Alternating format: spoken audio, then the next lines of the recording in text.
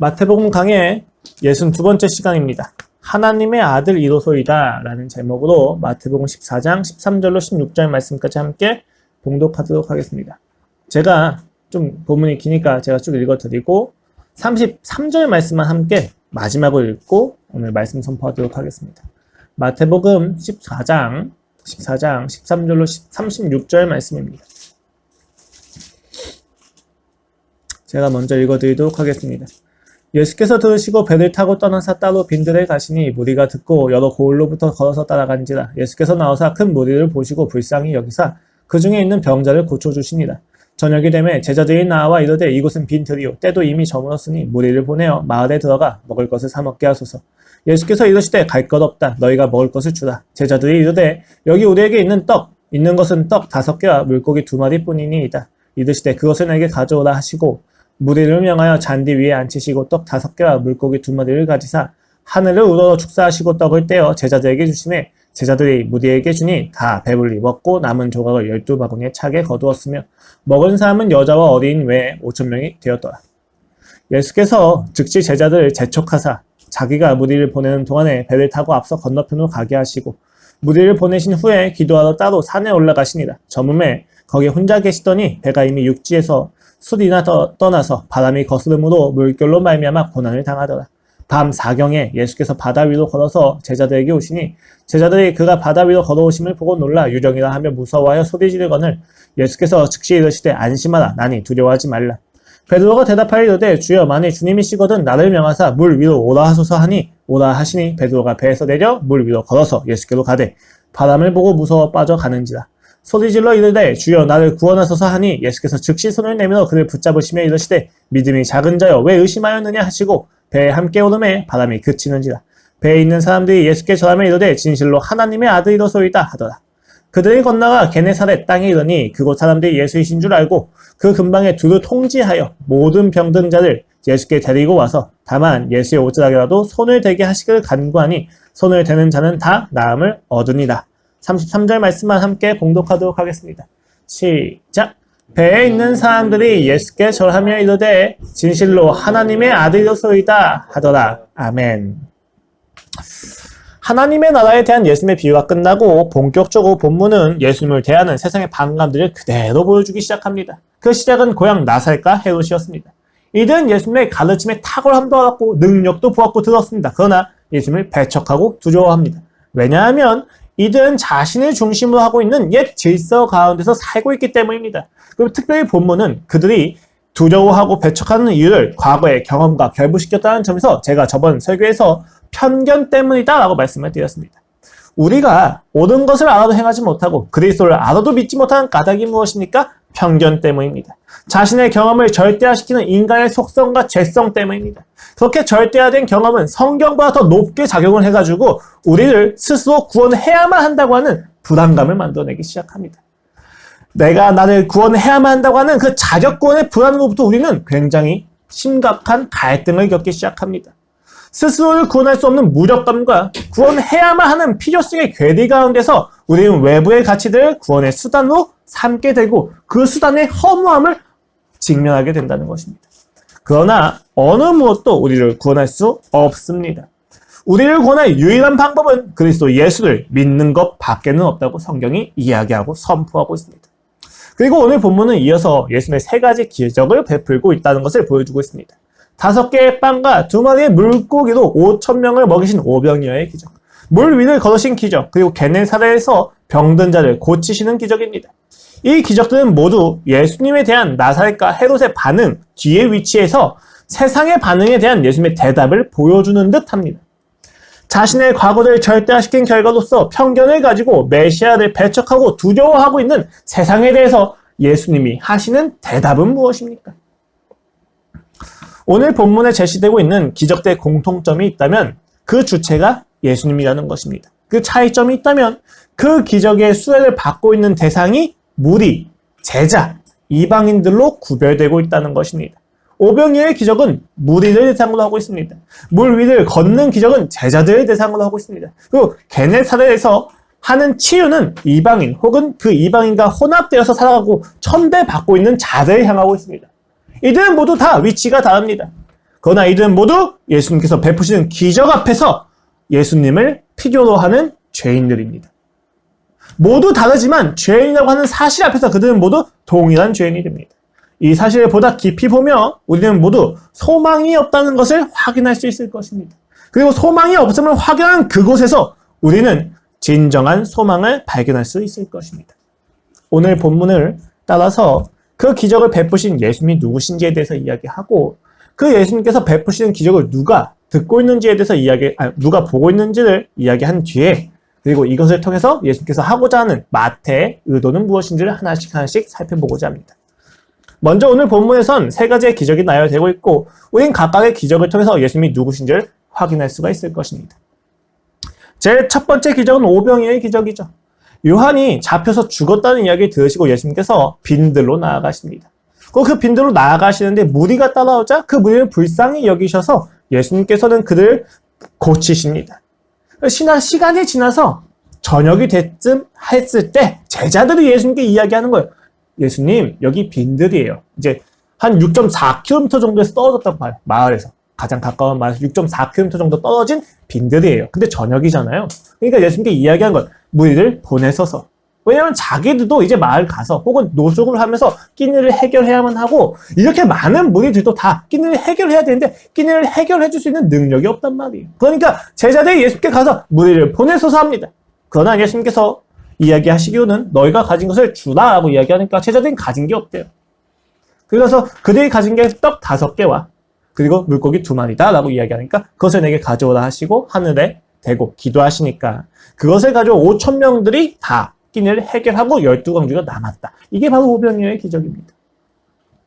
실제로 여자와 아이를 제외한 5,000명이기 때문에 다 포함하면 1만 명에서 2만 명까지 다 추측이 가능하다 생각하는데 중요한 것은 오병이어로 해결할 수 없는 양인데도 불구하고 하나님께서 그리고 예수 그리스도께서 이것을 베푸시는 것을 통해서 그들이 모두 배불리 먹었다는 것입니다.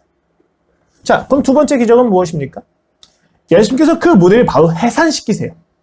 그 무리를 재촉해서 해산시키시고 제자들로 하여금 그 갈릴리 바다를 건너가게 하십니다. 그리고 자기 역시도 따로 시간을 가지시기 위해서 산을 올라가십니다. 무리와 제자를 분리하시는 것은 그 무리들이 과잉 충성으로 예수님을 반역의 수장으로 삼아서 폭동을 일으키려고 하니까 분리시키는 거예요. 그래서 무리를 먼저 보내십니다. 그러나 동시에 무리로부터 자기 스스로를 구별하시기도 합니다. 왜냐하면 기도 시간이 필요하셨다고 봐요. 그래서 그는 산으로 올라가시고 제자들은 바다로 가는데 문제는 예수님 없이 바다로 간 제자들이 풍랑을 겪었다는 거예요. 밤 사경까지 겪었다라고 이야기가 되어지고 있는데 사경은 새벽 3시부터 6시까지입니다. 그러니까 그들이 꽤 오랜 시간 동안 풍랑하고 고군분투하고 있었어요. 그런데 그 순간 갑자기 저 멀리서 희끗한 형체가 보인다는 거예요. 물 위를 걷고 있는 제자들 입장에서 그리고 히브리적 사고관에선 바다, 물은 악한 것이고 죽음을 의미하기 때문에 그 위에 서 있는 존재는 당연히 유령으로 여겼던 거예요. 그들이 예수님을 유령으로 여기고 두려워합니다. 마치 헤롯처럼. 그러자 예수님께서 나니까 두려워하지 말라라고 이야기하시니까 베드로가 거기서 내가 걷고 싶습니다 라고 나에게 명하셔서 바다 위를 걷게 하소서 하니 예수께서 그렇게 하십니다. 그러나 베드로의 시선이 예수님을 향하지 않고 바다, 풍랑 그리고 그것으로 인해서 두려움에 휩싸이니까 빠지기 시작하고 예수님께서 그의 손을 붙잡아 다시 올리신 뒤에 보트에 타십니다. 배에 타십니다. 배에 타니까 바다가 잠잠해져서 거기에 있는 제자들이 예수님을 하나님의 아들로 고백했다라고 하는 이야기입니다. 그리고 마지막으로는 게네사렛이라는 곳에 도착합니다. 그곳에서 예수님은 치유를 행하십니다. 여기 게네사렛이라고 하는 동네는 이방인들의 동네는 아니에요. 사실 유대인들이 거주하고 있는데 이방인들이 굉장히 많이 거주했어요. 그래서 이곳을 유대인들은 굉장히 천시했고 사마리아와 같이 여겼다고 여겨집니다. 그곳에 가서 예수님께서 기적을 베푸십니다. 되게 재밌는 건 이 사람들은 천시받고 있는 사람인데도 불구하고 예수님을 알아봅니다. 그리고 예수님이 오셨다는 사실 동네 방네 다 통제합니다. 그리고 병든 자들 다 끌고 가서 옷자락이라도 손에 대게 하여 주시옵소서 라고 하자 예수님의 옷자락에 그들이 손을 대는 것을 허락하니 모두 고침을 받았다는 것입니다. 여러분, 이 세 가지 기적은 모두 무엇을 이야기해주고 있습니까? 기본적으로 마태복음에서 나타나는 기적들은 다 예수님께서 약속을 성취하신 분이다 라는 것을 소개하는 장치입니다. 사람들의 필요를 이루신다, 채우신다고 하는 건 사실 2차적인 문제예요. 마태의 의도는 예수님의 기적을 보면서 그가 바로 구약의 메시아다라는 것을 이야기하는 것에 있습니다. 그리고 실제 오늘 본문을 통해서 우리가 알 수 있는 것이 무엇입니까? 이 기적들을 통해서 볼 수 있는 것은 예수님이 사랑이 많으시다, 병자들을 긍휼히 여기시다, 많이 있지만 가장 중요한 것은 예수님이 하나님의 아들이라는 사실입니다. 예수님께서 하나님의 아들이라는 사실이 지금 이 기적들을 통해서 다시 한번 강조가 되고 있다는 것입니다. 나사렛 사람들은 그를 목수의 아들로 여겼던 것과는 대조되고 있는 사실이 밝혀지고 있는 것입니다. 여러분, 기적이 무엇입니까? 우리 하나씩 이야기를 해봅시다. 국어사전에서는 상식으로는 생각할 수 없는 기이한 일이라고 소개하고 있습니다. 정의하고 있습니다. 여기 상식적으로 생각할 수 없다는 의미는 해당하는 사건이 시간과 공간 속에서 자연적인 원인에 의해서 산출될 수 없는 것을 의미합니다. 이것은 과학자들한테 불가사의로 여겨지고 종교적으로는 신의 개입이라고 여겨지죠. 이 신의 개입이라고 이야기했던 두 가지 경우가 있습니다. 첫 번째는 신이 개입할 수 있도록 자기 자신이 원인을 제공한다는 측면이 있고, 두 번째는 자기가 원인을 제공하지 않는 상태에서 신의 개입이 의도가 있다고 생각하는 것입니다. 성경은, 기독교는 명확하게 후자입니다. 내가 원인을 제공하면 신이 개입하는 것이 아니라 하나님이 그 인격을 가지고, 의지를 가지고 개입하셨다. 그러니까 그 개입의 의도가 무엇이냐를 찾아보는 것이 바로 기독교라고 이야기할 수 있습니다. 그런데 문제는 무엇이냐면 어떤 기적이든지 간에 세상은, 그리고 우리는 기본적으로 반감을 가진다는 것입니다. 오늘 본문에 기록된 기적들이 이해가 되십니까? 정말로 믿어지십니까? 생각을 해봐야만 합니다. 오병이어를 가지고 약 5,000명이 넘는 사람들을 먹이고 남는다. 질량 보존의 법칙을 위배하고 있습니다. 사람이 물 위를 걷는다. 중력의 법칙에 위배된 사실입니다. 게네사렛에서 옷길에 손만 대도 병이 치유되는 사건은 모든 의사들이 폐업을 해야만 하는 것처럼 여겨집니다. 이해할 수 없고 반감을 가질 수밖에 없는 내용들이라는 것입니다. 그래서 실제로 많은 사람들이 가장 특별히 17세기 이후부터는 기적에 대해서는 굉장히 많은 사람들이 반론을 제시하기 시작합니다. 현 수준에서 이해할 수 없을 뿐이지 어디까지나 그 원인은 자연적인 무언가가 있다 라고 생각을 하거나 심리학적으로 풀어내는 것이죠. 혹은 일컨대 홍해가 갈라졌어요. 근데 그들이 다 건너갔어요. 근데 그 건너간 게 허구적이라는 거예요. 건너간 것은 실제로는 얕은 물가를 건너갔을 뿐이다 라고 이야기하는 거죠. 예수께서 오병이어의 기적을 통해서 5,000명을 먹이셨다? 문학적인 서술이라는 거예요. 한 아이가 자기의 오병이어를 바치니까 주변에 있는 사람들이 많이 가마를 받아가지고 자기가 가지고 있는 도시락을 나눠 먹었는데 그것을 기자들은 오병이어의 기적이다 라고 문학적으로 서술했다라는 것입니다. 이렇게 우리는 기적에 대해서 부정합니다. 그리고 설명할 수 있는 어떤 방법들을 끊임없이 만들어냅니다. 당위성을 가지고 사실 추측하는 것이죠. 심지어 종교 역시도 기적을 많이 부정합니다. 우리가 고등 종교라고 불러지는 부분에서는 많은 경우 기적들이 부정된다는 것을 볼 수 있습니다. 불교의 경우 논리적으로 기적이 필요하지가 않아요. 왜요? 범신론적 세계관이기 때문에 신이라고 하는 건 비인격적인 궁극적인 실제입니다. 그리고 자기가 신이 되어야만 하는 거죠. 그러니까 딱히 기적이 필요 없어요. 깨달음이 필요할 뿐입니다.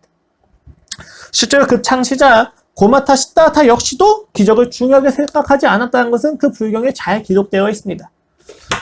또 무하마드 역시, 이슬람의 무하마드 역시 기적으로 종교적 권위를 입증하는 것에 대해서 굉장히 강력한 거절감을 드러냅니다. 기적은 알라가 행할 뿐이지 자기는 도덕적인 메신저다라고 이야기합니다. 물론 시다타나 무하마드 역시 기적을 행했다는 기록이 있기는 합니다. 근데 각각 불교는 그가 죽은 지 700년 이후에 그 기록들이 적혀 있고, 무하마드 같은 경우는 죽은 후에 150년이 지나서 기적을 행했다는 기록들이 첨가되었다는 것입니다. 이런 점에서 우리는 신뢰성을 가지기 어렵고 많은 사람들이 공격하는 것도 사실입니다. 그런데 기독교는 기적을 적극적으로 이야기합니다.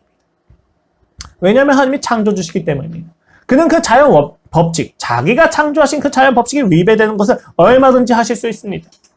특별한 경우에는 말이죠. 의지를 가지고 얼마든지 하실 수 있다는 거예요. 왜냐하면 그는 자연에 제한되지 않으시기 때문입니다. 그는 간섭할 만한 의지도 가지고 계시고 능력도 있으십니다. 그렇기 때문에 기적은 기독교 내에서 자연스러운 이야기입니다. 심지어 그가 기적을 행하셨다는 것에 대한 자료들은 예수님께서 부활하신 이후에 약 5년밖에 지나지 않은 상태에서 기록이 되었습니다. 그 시기가 너무 가까운 거예요. 가까우면 가까울수록 그 신뢰도는 더 높아진다는 사실을 우리는 고려할 필요가 있습니다. 자, 그렇다면 이러한 기적을 보면서 우리가 해야 될 자연스러운 그 마땅한 자세는 무엇입니까? 이것이 기적이 아니다. 거짓말이다가 아니라 이 기적들이 의도하고 있는 바는 무엇이냐입니다. 이것을 잘 생각하셔야 돼요. 아까 제가 앞서서 말씀드렸듯이 신의 계획을 만들기 위한 원인의 제공자서 나를 드리는 것이 성경에서 이야기하는 목적이 아니에요.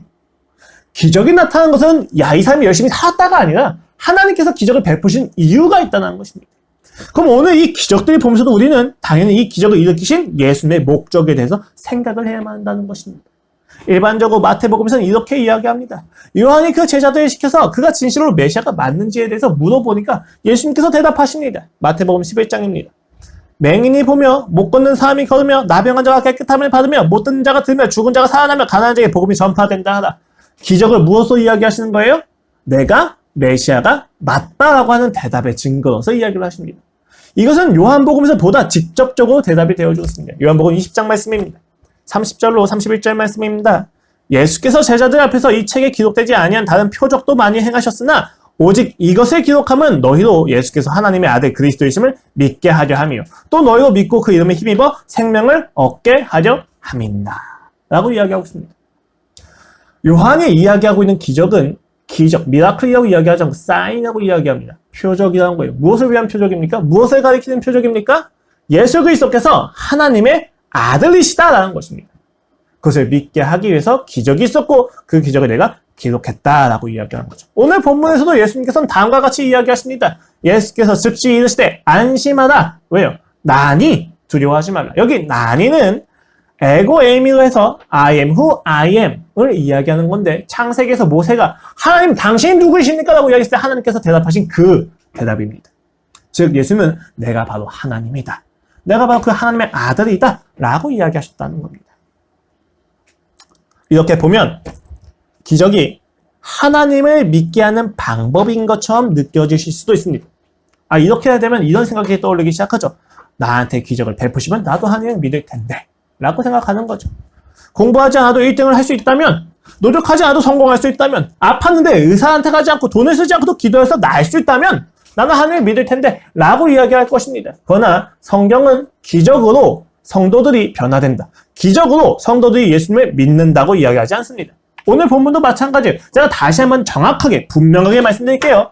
기적이 우리로 하여금 하나님을 믿게 한다고 이야기하지 않고 기적은 어디까지나 예수 그리스도가 하나님의 아들이다 라고 하는 사실에 대해서만 이야기한다는 것입니다. 기적이 있으면 하나님을 믿는다가 아니에요. 기적은 초자연적인 이야기죠. 그리고 이 초자연적인 이야기는 하나님 외에도 가능합니다. 귀신도 가능한 게 기적이에요. 이 기적 자체가 하나님을 믿게 하는 수단은 아니에요. 다만 이 기적이 함의하고 있는 바는 무엇입니까? 예수 그리스도가 하나님의 아들이다라는 사실에 대한 확인이라는 것입니다.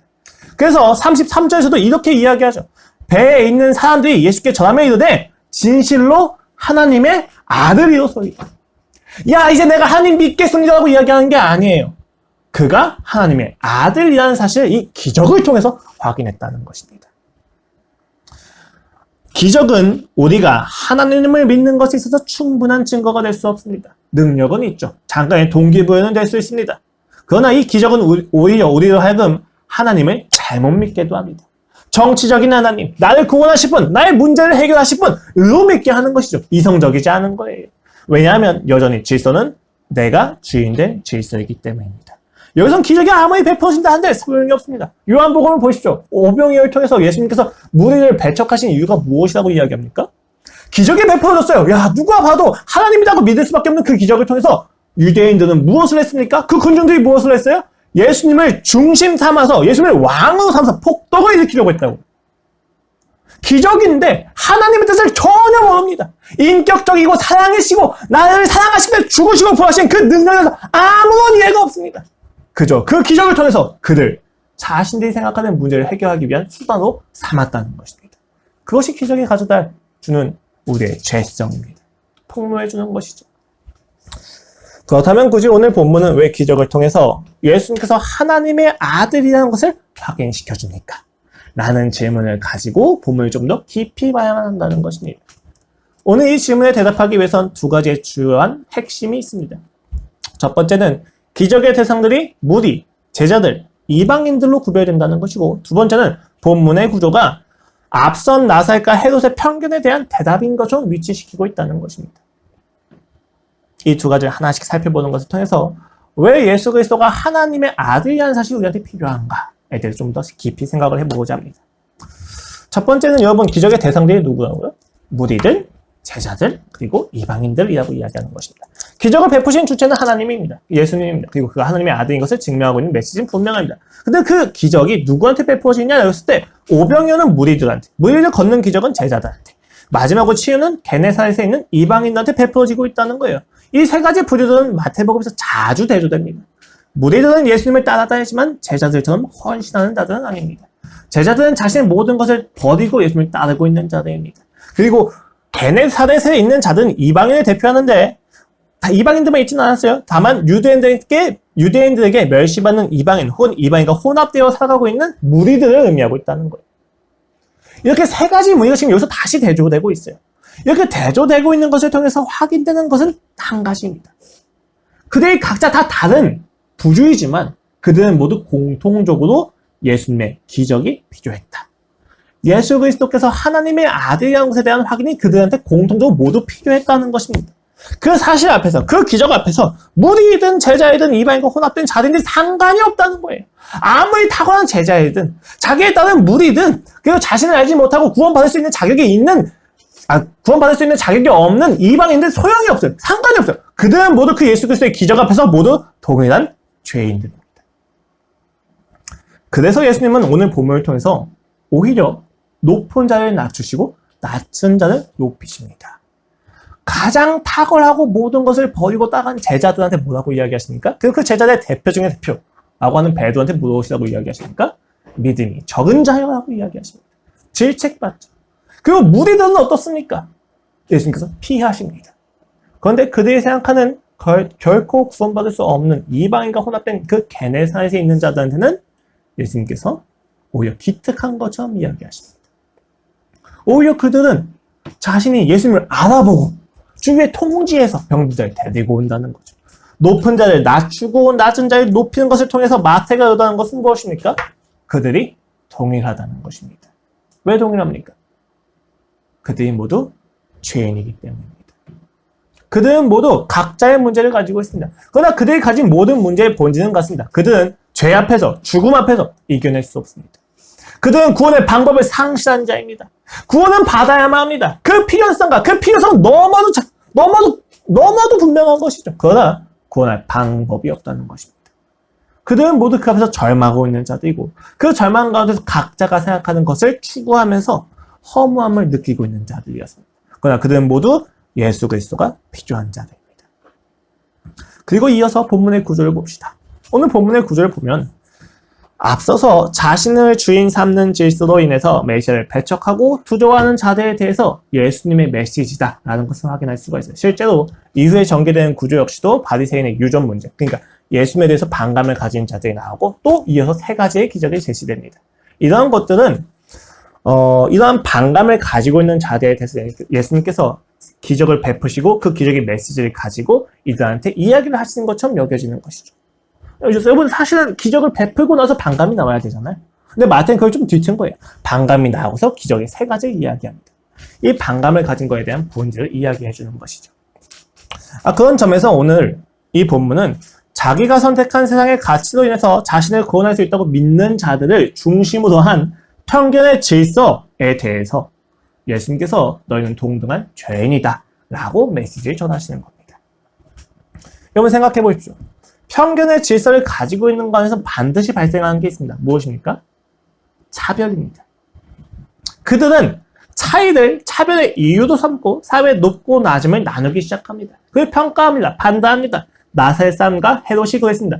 그 평가와 판단의 기준에 따라서 예수님을 배척했고 두려워했던 것이죠. 그러나 그들이 외치는 구원의 결과가 무엇입니까? 모순입니다. 그들이 이야기하는 구원은 성경에서 이야기하는 구원과 멀리 떨어져 있습니다. 자신은 높아지는 것이고 자신을 배척하는 자들은 낮아질 뿐인 것이죠. 그들은 그것을 구원이라고 이야기합니다. 모순인 것이죠. 이들이 지금 예수님만 배척하고 두려워하는 것입니까? 아니에요. 이들은 필연적으로 사람 역시도 부류를 나누고 배척하고 두려워하며 스스로 가지고 있는 구원에 있어서도 하나님의 구원은 구원일 수 없다고 배척한다는 것입니다. 예수님께서 이런 것들을 이야기하시는 거죠. 여러분, 이것은 뭐 역사 속에서 너무 쉽게 증명이 되고 있어요. 인간이 주장하는 구원이 얼마나 빈약한지, 구원이 될 수 없는지에 대해서는 너무 정확히 이야기되고 있습니다. 여러분, 공산주의 생각해 보십시오. 공산주의의 문제 제기와 그 반론은 탁월합니다. 부르주아를 타파해야 되고 프롤레타리아 혁명을 일으켜야만 하고 평등한 사회를 일으켜야 된다는 것이죠. 무엇이 잘못됐습니까? 근데 여러분, 그들의 논리대로 따라가 보십시오. 그럼 어떻게 됩니까? 평등한 사회가 있습니까? 아니면 또 다른 기득권이 생깁니까? 또 다른 기득권이 생기는 거죠. 이것이 인간이 이야기하는 구원의 한계입니다. 인간은 평등을 희망하지만 평등을 이룰 수 있는 실력이 없다는 것입니다. 나사의 사람들과 헤롯도 마찬가지입니다. 그들은 구원을 이야기합니다. 그러나 그들 자신이 중심으로 된 질서에서 이야기하는 구원은 결국 구원일 수 없습니다. 그냥 보다 이기적인 것이 드러날 뿐인 것이죠. 그래서 마태는 이 세 가지 기적을 그 뒤에 연달아 제시하는 것을 통해서 나사의 사람들과 헤롯 역시도 사실 같은 죄의 문제에서 벗어나지 못하는 인간이라는 것을 지적합니다. 야, 나사의 사람들, 그리고 헤롯들, 야, 너희도 똑같은 죄의 문제야. 너희가 구원받아야 될 영역은 로마의 정치도 아니고 반란도 아니야. 너희도 동일하게 이 죄의 죽음으로부터 구원받아야 된단다. 라고 이야기를 하는 것입니다. 이들은 자신이 죄로부터의 구원이 필요한 사람들이라고 생각하지 않았던 거예요. 자기들의 편견 속에서 로마의 정치로부터 해방이 되어야 되고 누군가의 반란으로부터 해방되어야 된다고 생각하는 그들의 편견에 대해서 오늘 마태가 이 세 가지 기적을 통해서 이야기하는 것은 너희도 동일하게 죄로부터 구원을 받아야 된단다 라고 하는 메시지를 전하는 것입니다. 똑같은 죄인이라는 것입니다. 여러분, 정치체제만 하더라도 이것을 아는지 알지 못하는지에 따라서 굉장히 달라집니다. 우리가 모두가 죄인이다라는 사실이 되게 아무것도 아닌 것처럼 이야기하지만 이 전제 안에서 우리가 하는 모든 정치, 생각, 경제는 다 달라지게 됩니다. 단적인 예를 들어보면 여러분, 정치 중에서 가장 효율적인 정치 체제가 무엇입니까? 철인 정치입니다. 독재예요. 한 사람, 완벽한 한 사람이 우리를 다스리는 것이 사실 가장 효율적입니다. 근데 왜 이것이 우리에게 가장 효율적인데도 불구하고 통용되지 않습니까? 너무 많은 타락한 사람들이 있었기 때문입니다. 철인 통제는 너무 쉽게 독재로 변질되기 시작하죠. 한 사람의 잘못이 한 국가를 넘어서서 인류를 위협하기까지 한다는 것입니다. 그래서 우리가 이야기하는 차악이 무엇입니까? 이제 세상적인 탁월한 제도가 무엇입니까? 민주공화국이죠. 독재의 병폐를 알기 때문에 체크앤 밸런스를 실천합니다. 그래서 도입하는 거죠. 상권 분립을 통해서 국회, 법원, 정부가 나눠서 서로를 견제하는 것입니다. 왜 그렇습니까? 한 개인이나 집단에게 절대성을 부여하는 것이 위험하다는 것을 알고 있기 때문입니다. 그 근거가 무엇입니까? 인간이 악하다는 것입니다. 인간이 믿을 만한 존재가 아니라는 것입니다. 기독교의 정신이 바탕으로 되어 있다는 거예요. 이렇게 인간이 악한지 악하지 않은지를 이야기하는 굉장히 중요한 이야기입니다. 오늘 마태가 이야기하는 것입니다. 인간은 모두 악하다. 인간은 모두 그 죄의 본질에서 벗어날 수 없다. 우리는 모두 이 죄에서 벗어나는 것이 구원이라고 생각을 해야만 한다. 라고 우리의 편견을 깨부수는 것입니다. 우리의 편견은 이야기합니다. 내가 마음대로 문제를 설정합니다. 내가 돈이 없어요. 구원받아야 됩니다. 돈이 생겨야 되는 거죠.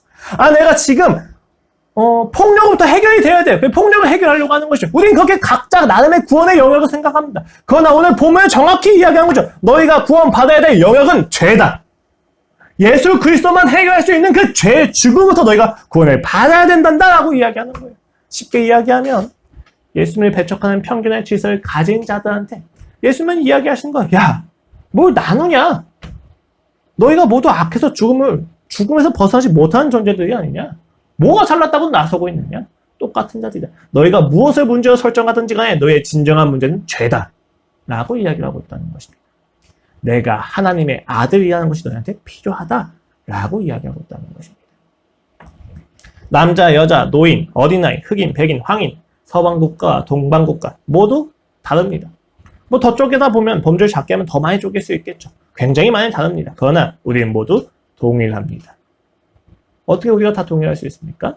죄의 문제에서 죽음으로부터 도망갈 수가 없기 때문에 동일합니다.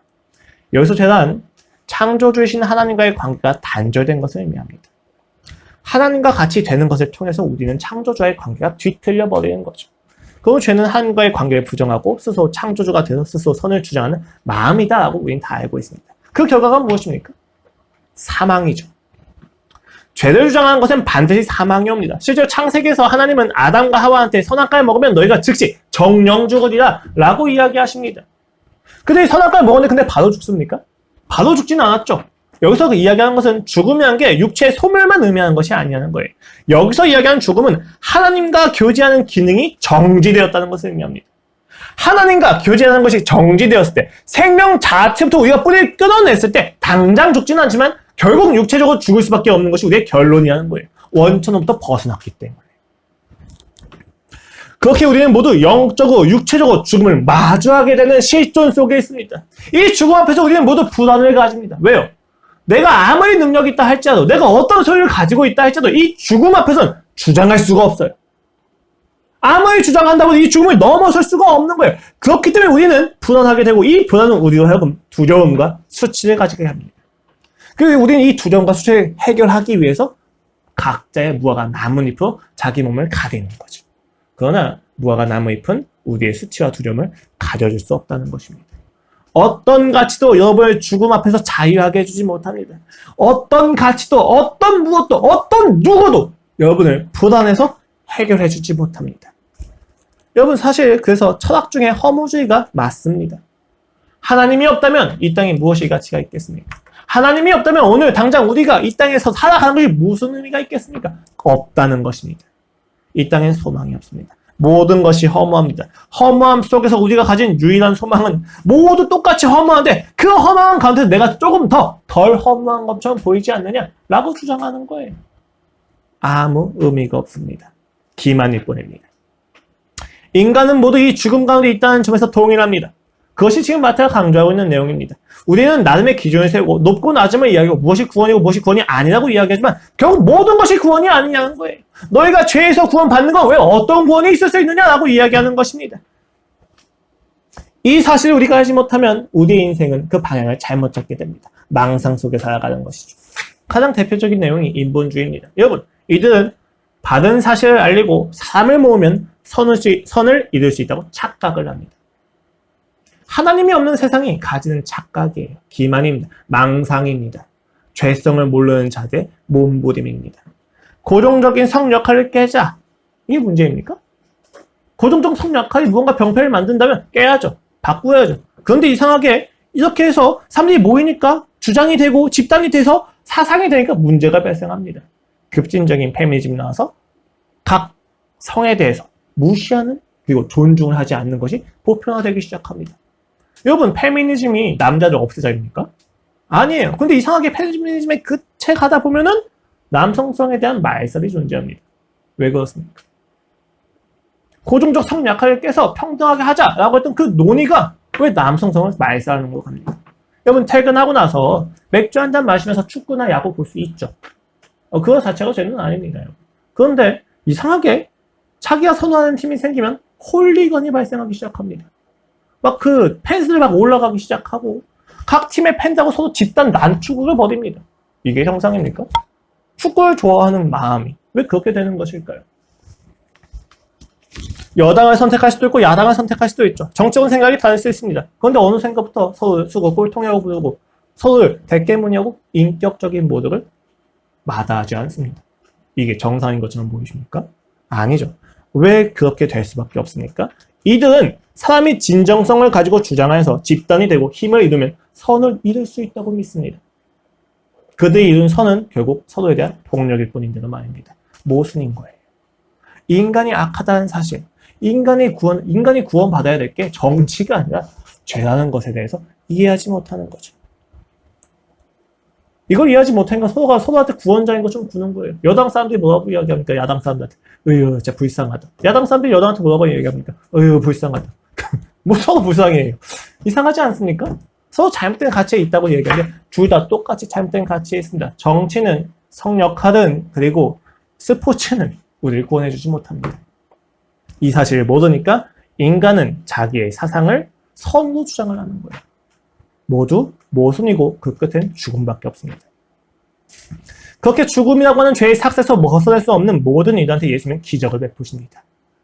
내가 바로 하나님의 아들이란다 라는 것을 밝히시는 겁니다. 모든 인류한테, 모든 죄인들한테 예수 그리스도께서 하나님의 아들이라는 사실이 왜 그토록 중요합니까? 예수님이 하나님의 아들인데 뭐 어쩌라고? 이렇게 되는 것이죠. 무슨 상관이 나는 것입니다. 예수님의 목수의 아들도 상관없지 않느냐라고 생각을 하는 것입니다. 그러나 그 사실의 중요한 까닭은 그가 하나님의 아들이라는 신분으로 오셔서 한 것이 십자가에서 죽는 것이었기 때문입니다. 그가 하나님의 아들인 것이 중요한 까닭은 십자가 때문입니다. 여러분 다 아시지만 유대 문화에서 아들이라고 하는 신분은 아버지와 동등한 것을 의미합니다. 아버지의 유산을 차지하는 자고 실제로 아버지와 동등한 신분인 것처럼 이야기됩니다. 실제로 예수님께서 하나님의 아들임을 스스로 이야기하자 유대사회는 그를 신성 모독으로 죽이려고 합니다. 신이 죽는다? 말이 안 되는 것이죠. 어떻게 네가 신일 수 있느냐? 라고 이야기하는 것입니다. 근데 그 신이신 하나님의 아들이신 그 예수 그리스도께서 죽으신다. 말이 안 됩니다. 사람들이 여기서 의문을 던지는 것이죠. 왜 죽어야만 했는가? 여러분 실제로 제자들이 던진 질문입니다. 그들은 예수님과 함께하면서 많은 기적을 보았습니다. 무리들도 많은 기적을 보았습니다. 제자들도 그리고 이방인도 많은 기적을 보면서 그가 메시아다라는 것에 대해서 확인했습니다. 그가 하나님의 아들이라는 것을 확인했습니다. 그리고 생각했습니다. 우리를 로마의 압제로부터 구원해 주실 분이구나. 근데 문제가 생겼어요. 무엇입니까? 우리를 구원해 줄 메시아는 죄가 있어서는 안 돼요. 그런데 그가 십자가에 못 박히십니다. 구약 전통에 의해서 보면은 십자가에 못 박히면 죄인이에요. 율법을 부정하지는 않으셨잖아요. 근데 그가 십자가에 못 박히니까 배신감이 드는 거죠. 우리를 로마의 압제부터 해방할 수 없는 분이시거에 넘어서서 야 메시아인 척했는데 하나님의 아들인 척했는데 죄인이네? 라고 생각이 들었다는 거예요. 배신감에 치를 떨었던 것이죠. 그런데 그가 부활하셨습니다. 난처해지기 시작하는 거죠. 왜요? 부활하신가 뭐가 맞습니까? 그가 하나님의 아들이 맞다는 거예요. 여기서 그들은 질문합니다. 그가 하나님의 아들이 맞다면 그는 왜 죽으셔야만 했는가? 그가 십자가에 못 박히셨다는 건 죄 때문인데 그는 하나님의 아들이기 때문에 이제 죄는 없다는 것이 너무 분명합니다. 죄가 없어진 그분이 왜 죄인이 되셔서 못 박히셔야만 했는가? 그들은 심각하게 고민한다. 그 성령님이 오셨을 때 그것이 명확하게 드러납니다. 그가 나의 죄 때문에 죽으셨구나. 내가 그를 사랑하지 않은지, 내가 그를 창조주로 여기지 않은지, 내가 그를 나의 수단과 방법으로 여기던 그 죄 때문에 그가 십자가에 못 박힐 수밖에 없었구나를 깨달았다는 것입니다.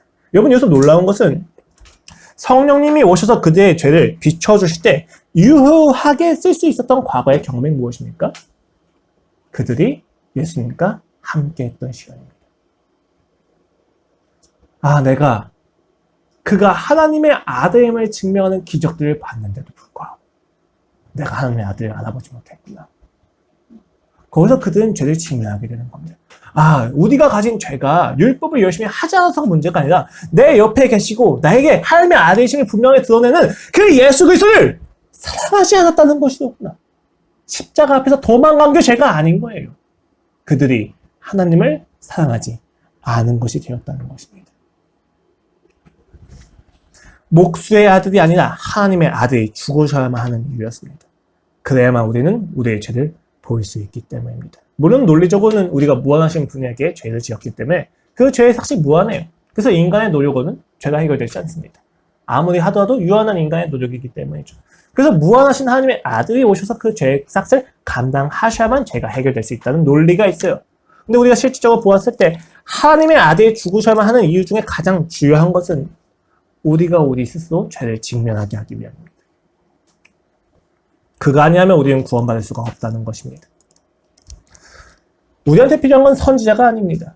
우리한테 필요한 건 왕이 아닙니다. 우리한테 필요한 건 목사가 아닙니다. 우리한테 필요한 건 예수 그리스도이십니다. 나를 위해서 죽어주시고 부활하시어 하나님의 공의를 이루시고 사랑을 보여주시는 그 예수 그리스도가 우리한테는 필요하다는 것입니다. 이 사실을 지금 마태가 이야기하는 겁니다. 오병이어의 기적, 물 위를 걸으시는 기적, 치유의 기적, 각각 무리, 제자들, 그리고 이방인한테 베풀어졌습니다.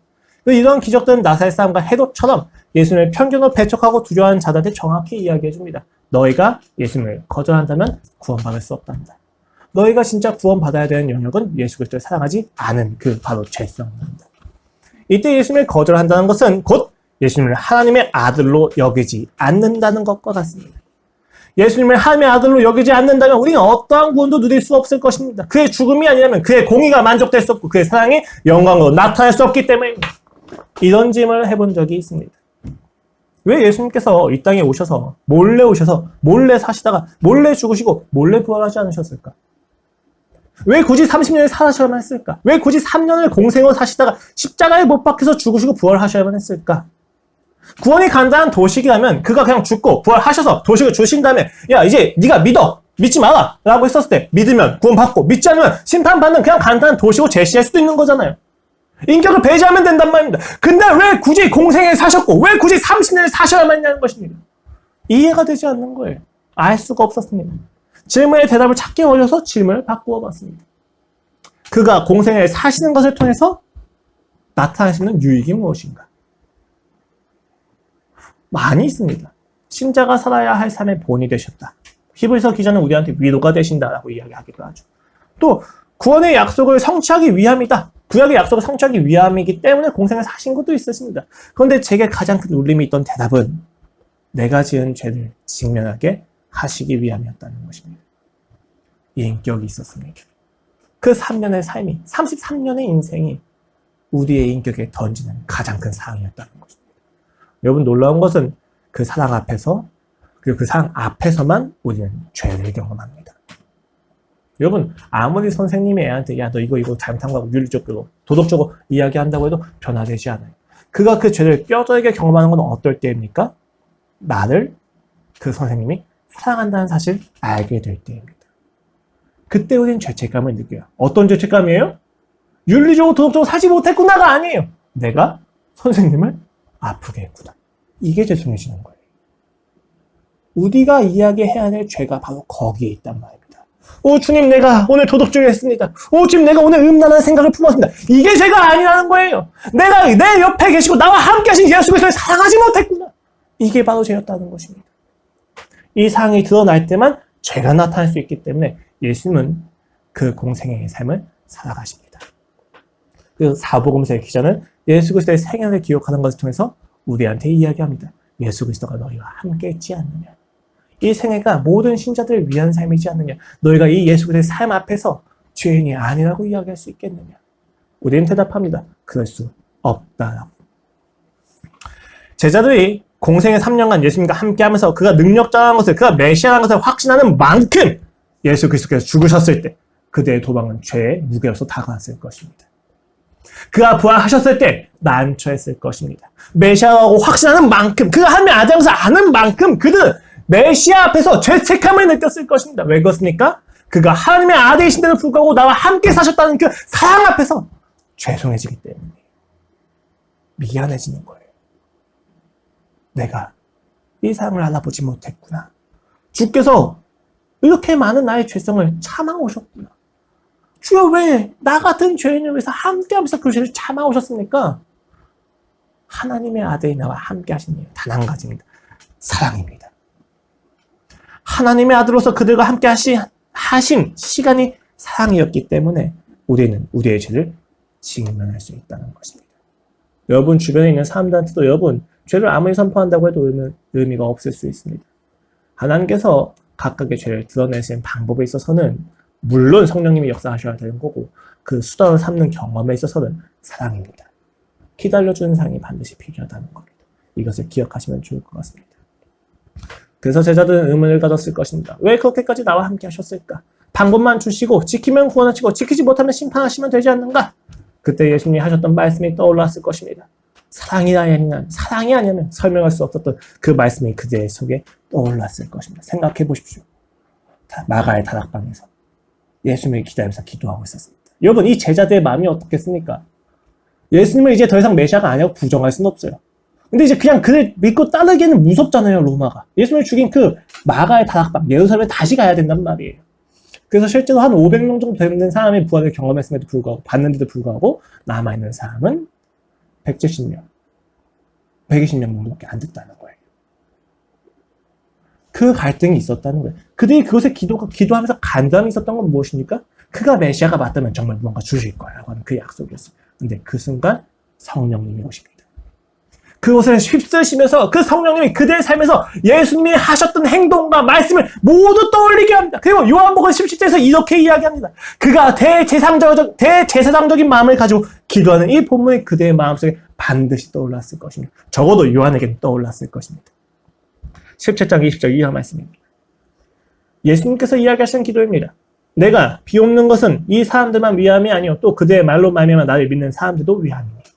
모든 신자를 범위하고 있는 거죠. 아버지요, 아버지께서 내 안에, 내가 아버지 안에 있는 것 같이 그들도 다 하나가 되어 우리 안에 있게 해서 세상으로 아버지께서 나를 보내신 것을 믿게 하여 주시옵소서. 내게 주신 영광을 내가 그들에게 주었사오니 이는 우리가 하나가 된 것 같이 그들도 하나가 되게 하려 함이니라.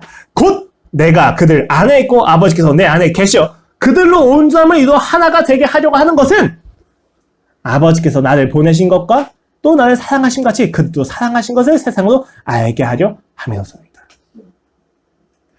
하나님께서 예수 그리스도를 사랑하신 그 사랑을 예수 그리스도께서 그 신자를 사랑하신 것을 통해서 아버지 하나님이 신자인 우리도 사랑하신다는 것을 알게 해주시기 위함이라는 거예요. 예수 그리스도가 이 땅에 오신 것은 하나님이 예수 그리스도 하나 되신 것처럼 예수 그리스도가 우리를 하나 여기신다는 그 마음을 알게 하시기 위해서 예수를 보내셨다는 거예요. 무엇을 의미합니까? 그가 왜 이 땅에 오셔서 그렇게 비참한 삶을 사셔야만 했습니까? 하나님께서 나를 사랑하신다는 사실을 알게 하시기 위함이었다는 것입니다. 하나님이 성자를 사랑하신 것처럼 신자도 사랑하신다는 것을 알게 하시기 위함이었던 것입니다. 그래서 이어서 이야기합니다. 아버지여 내게 주신 자도 나 있는 곳에 나와 함께 있어 아버지께서 창세전부터 나를 사랑하심으로 내게 주신 나의 영광을 그들도 보게 하기를 원합니다. 그 영광이 무엇입니까? 성부가 성자를 사랑하셨다는 영광입니다. 너무 놀라운 영광인데 주여 이것을 그 신자들도 알기를 원합니다라고 하는 거예요. 나를 통해서 이들도 알기를 원합니다. 그 놀라운 영광을 알기를 원합니다. 그 사랑이라고 하는 영광을 알기를 원합니다. 이 땅에서 어떤 것도 나를 구원할 수 없는데 이 사랑만이 나를 구원할 수 있다는 것을 그들도 알기를 원합니다. 의로우신 아버지여 세상의 아버지를 알지 못해도 나는 아버지를 알았사옵고 그들도 아버지께서 나를 보내신 줄을 알았사옵나이다. 내가 아버지의 이름을 그들에게 알게 하고 또 알게 하리니 이는 나를 사랑하신 사랑이 그들 안에 있고 나도 그들 안에 있게 하려 함입니다. 이 말씀이 깊이 다가와야만 합니다. 우리가 예수 그리스도의 인생을 보면서 확인하는 것은 무엇입니까? 성부가 성자를 사랑하신 것처럼 그 성부가 나를 사랑하신다는 사실입니다. 놀라운 사랑의 교제라는 것입니다. 여기서 참된 인격적인 반응으로서의 사랑이 나타나는 거예요. 이 사랑이 우리의 죄를 알게 만드는 거예요. 나를 이렇게 사랑하시는데 내가 그 사랑을 알아보지 못했구나. 이게 죄인 것처럼 느껴지는 거예요. 여러분 기독교는 말이 안 돼요. 이해가 안 되잖아요. 야, 하나님이 나를 사랑하시는데 그 사랑을 알아보지 못하는 게 왜 죄야? 이렇게 이야기한다는 것은 그 사랑을 경험하지 못했기 때문입니다. 여러분 우리가 언제 부모한테 가장 큰 죄책감을 느낍니까?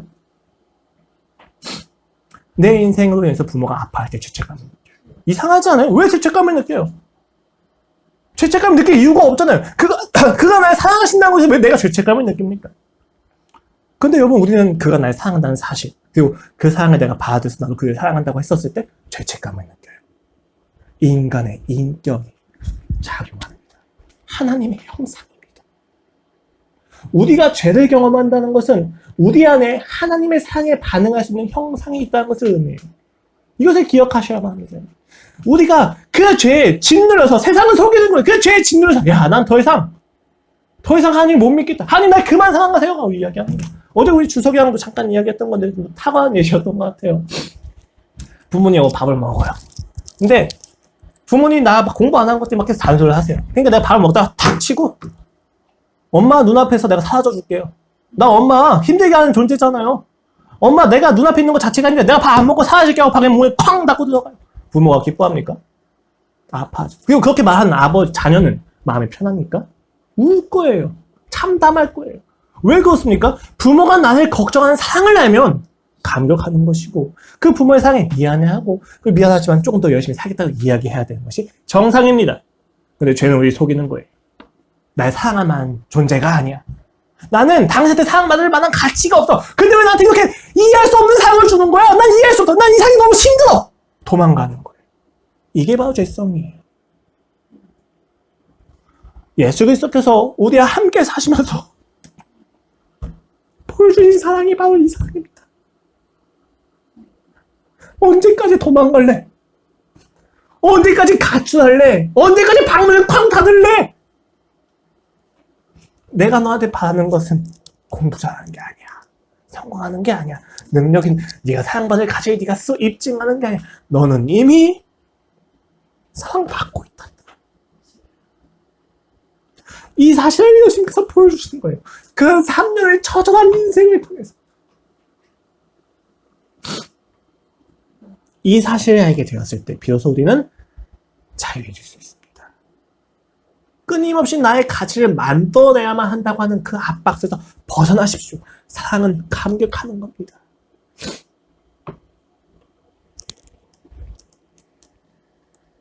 그것만이 생명입니다. 그래서 그가 기적을 베푸신 것을 통해서 하나님의 아들이라는 사실이 분명해져야만 하는 거예요. 십자가 사건이 있어도 어느 누구도 예수 그리스도가 하나님의 아들이었다는 것을 부정할 수 없게 되는 처지에 놓였을 때 우리가 죄를 직면하게 되는 것입니다. 그 사랑이 아니라면 우리는 죄를 직면할 수 없습니다.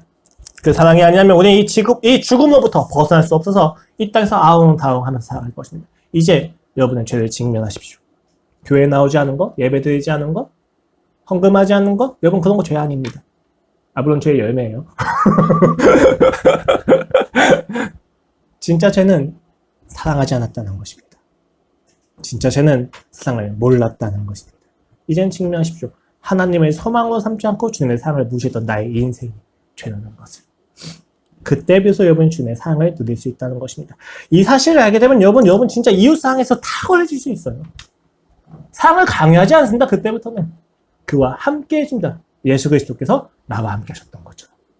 성부께서 우리를 향한 사랑을 성자를 통해서 보여주셨던 것처럼 이제 우리는 성부가 이 땅을 향한 사랑을 우리를 통해서 보여주기를 하나님께서 결정하셨습니다. 그럼 우리는 그 예수 그리스도 닮아서 똑같이 공생애 그리고 사생을 살아가는 거예요. 우리의 인생에 그들로 하여금 사랑을 비추어 줄 때 그들은 죄를 합니다. 여러분 성령님이 역사하셨던 그 내용을 가지고 우리가 너무 쉽게 죄를 선포하고 죄를 이야기하고 그를 정죄하는 것이 마치 옳은 것처럼 이야기합니다. 그러나 여러분 성령님께서 역사하시니까 그런 내용이 있는 것이 있습니다. 성령님께서 역사하실 때는 그 내용이 수단인데 그 수단은 항상 사랑입니다. 신자는 그 사랑을 실천할 존재입니다. 기다려줄 때 상대는 죄를 알게 됩니다. 기다려주지 않으면 어떻게 돼요? 핑계를 대기 시작해요. 기다려주지 않으면. 결국 엄마 아빠도 나 이용하려고 했던 거잖아 라고 하는 핑계가 올라가는 거예요. 그래서 부모님들이 조심하셔야 되는 겁니다. 저도 조심해야 되는 거고. 저도 그런 핑계가 있어요. 가끔 우리 엄마한테. 계속 우리 엄마 얘기하면 안 되는데 우리 엄마는 설교를 안 보니까 괜찮아요. 우리 엄마 맨날 저한테 이야기하잖아요. 너 내가 나중에 다 너한테 기대고 살 거야. 네가 먹여 살려야 돼. 이렇게 이야기하면 여러분 어떤 누구도 그렇게 생각을 내기 시작하면은 아들이 결국 우리 엄마가 날 이용해 먹으려고 하는구나 라고 하는 생각이 조금 들어와요. 그래서 그게 아닌 건 아는데 감정이 올라면 그걸 핑계대기 시작한단 말입니다. 그러면 안 된다는 거예요. 부모는 기다려줘야 돼요. 신자는 참아야 됩니다. 이게 우리가 인내해야만 하는 이유예요. 하나님께서 이 사랑을, 이 기다림을, 이 인내를 그리고 가슴이 무너지면서 참아가는 그 기도의 시간을 그가 반드시 수단과 내용으로 삼으십니다. 통로로 삼으신다는 거예요. 그러니까 기다릴 수 있다는 것입니다. 요한일서 4장은 그 비밀을 이와 같이 이야기합니다. 하나님의 사랑이 우리에게 이렇게 나타난 바 되었으니 하나님이 자기의 독생자를 세상에 보내심은 그로 말미암아 우리를 살리려 하십니다. 사랑은 여기 있으니 우리가 하나님을 사랑한 것이 아니요 하나님이 우리를 사랑하사 우리 죄를 속하기 위해 하나님의 화목 제물로 그 아들을 보내셨습니다. 사랑하는 자들아 하나님이 이같이 우리를 사랑하셨은즉 우리도 서로 사랑한 것이 마땅하도다. 그 사랑을 알면 우리가 서로 사랑한 것이 마땅하게 느껴진다. 그리고 18절에서 이야기합니다. 사랑 안에 두려움이 없고 온전한 사랑이 두려움을 내쫓나니 두려움에는 형벌이 있습니다. 두려워하는 자는 사랑 안에서 온전히 이루지 못하였느니라. 이것이 자유가 아니라면 무엇이 자유입니까? 사랑을 받으면 받을수록 죄책감을 가져서 그 죄책감에 함몰되어서 살아가는 그 세상의 논리가 정말로 합당합니까? 사랑을 받으면 받을수록 부채감을 느껴서 내가 나를 증명하지 못할 바에 내가 잘 죽어버리겠다고 이야기하는 그 세상의 논리가 정말로 합법하지 것입니다. 아니라는 거예요. 사랑을 받으면 감격하는 것이 자유입니다. 우리의 죄성을 정확히 직면하십시오. 사랑을 받으면 받을수록 사랑을 부정하고 싶어하는 그 마음, 그것이 세상의 논리입니다. 그것이 우리를 이끌어가는 것은 죽음입니다. 사랑이 없는 것, 냉혈한 것, 능력만이 모든 것을 입증하는 그것이 정말 우리가 바라는 구원입니까? 아니라는 거예요. 여러분에게 주어진 사랑을 보십시오. 경험하십시오. 그리고 그 사랑을 경험하지 못하는 자들이 있다면 가십시오. 그곳에 하나님의 진노가 있고 그곳에 하나님의 애달픈 마음이 있다는 것입니다. 오늘 본문을 통해서 마태가 이야기한 바, 그리고 제가 이야기한 바는 간단합니다. 우리는 모두 하나님을 사랑하지 않는 죄에서 구원받아야 될 죄입니다. 그리고 이 죄를 알게 하는 것은 오로지 예수 그리스도께서 하나님의 아들이라는 사실입니다. 하나님의 아들이 나를 위해서 십자가에서 죽으셨다는 사실이 여러분의 인생에서 가장 깊은 사랑으로 누려지기를 소망합니다. 기도하겠습니다. 하나님, 사랑이 자유입니다. 사랑이 자유입니다. 당신이 내게 보여주신 그 사랑이야말로 유일한 자유입니다. 그 사랑을 외면하지 말게 하소서. 이 사랑이 아니면 끊임없이 내가 나를 입증해야만 하는 불안 속에 벗어날 수가 없습니다. 아버지, 오늘 이 설교가 끝나고 모두 각자의 자리로 갑니다. 함께 해야 하는 자리로 가고 홀로 싸워야 하는 자리로 가고 반드시 내가 공부를 해야만 하는 자리로 가고 알 수 없는 곳에서 나의 스펙을 쌓아야만 하는 각각의 세상의 자리로 나아가는 이 지체들에게 주여,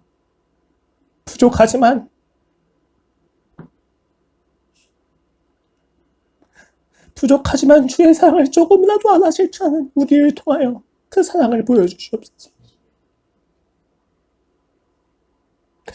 이 새날 침례교회가 그 통로가 되게 하여 주시옵소서. 그래야 이 세상에 주 예수 그리스도의 사랑을 보게 하소서. 우리를 보는 모든 자들이 질문할 것입니다. 왜 그토록 나를 사랑하니? 왜 그토록 나에게 시간을 쏟니? 그때 우리가 할 수 있는 유일한 대답이 하나라는 것을 알게 하소서. 하나님이 우리를 사랑으로 구원하셨기 때문이야. 주님께서 우리의 사랑으로 구원하셨습니다. 그 사랑 안에서 누리게 하소서. 감격하게 하소서. 이 상을 거절하려고 하는 모든 세상의 기준은 파괴될지어다. 예수 그리스도의 이름으로 모든 사랑의 세력이, 사단의 세력이 다 끊어질지어다. 아버지, 기만당하지 않기 원합니다. 사랑을 믿습니다. 그 사랑으로 살아갑니다. 감사합니다, 주님. 예수 그리스도의 이름으로 기도드렸습니다. 아멘.